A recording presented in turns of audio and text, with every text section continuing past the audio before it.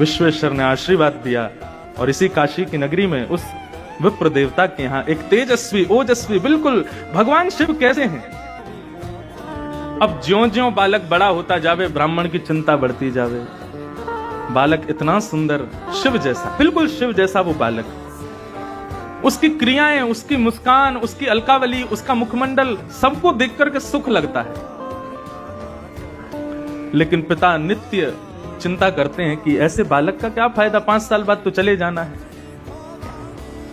धीरे धीरे वो बालक बड़ा हुआ और नित्य उसको गंगा स्नान कराते, नित्य विश्वनाथ का दर्शन कराते, नित्य काशी के संतों को प्रणाम करवाते, काशी के विद्वानों के सन्मुख ले जाकर के बैठाते।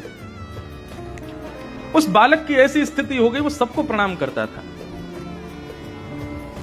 एक बार जब उसकी आयु 4 वर्ष की हो गई, 1 साल की आयु रह गई,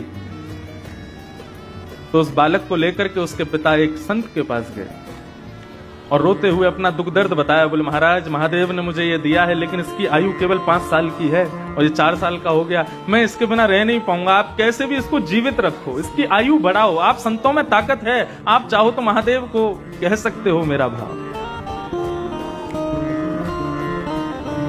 संतों ने एक ही आज्ञा की, बोले, यदि तुम चाहते हो ये बालक जीवित रहे तो इस पर संतों की इतनी कृपा हो जाए, इतनी कृपा हो जाए कि उस कृपा को महादेव चाहते हुए भी कभी नष्ट ना कर पाए।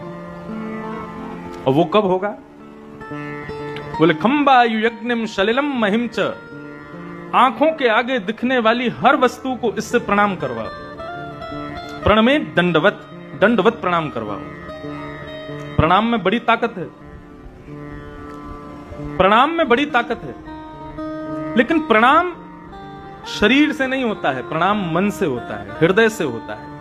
हमारे पूज्य पिताजी महाराज अपनी कथा में कहते हैं, जिसको देख करके आंखें झुक जाएं, सर थोड़ा नीचे हो जाए और मन में भाव, उसके प्रति आदर का भाव प्रकट हो जाए, ये 3 क्रिया ही प्रणाम कहलाती है। संत ने आज्ञा की कि इस बालक को सबको प्रणाम करवाओ। अब तो वो बालक सबको प्रणाम करता, घर के बाहर दहली पे बैठा रहता और गली से जो निकलता, जीव जंतु आदमी कोई भी हो, सबको प्रणाम करता।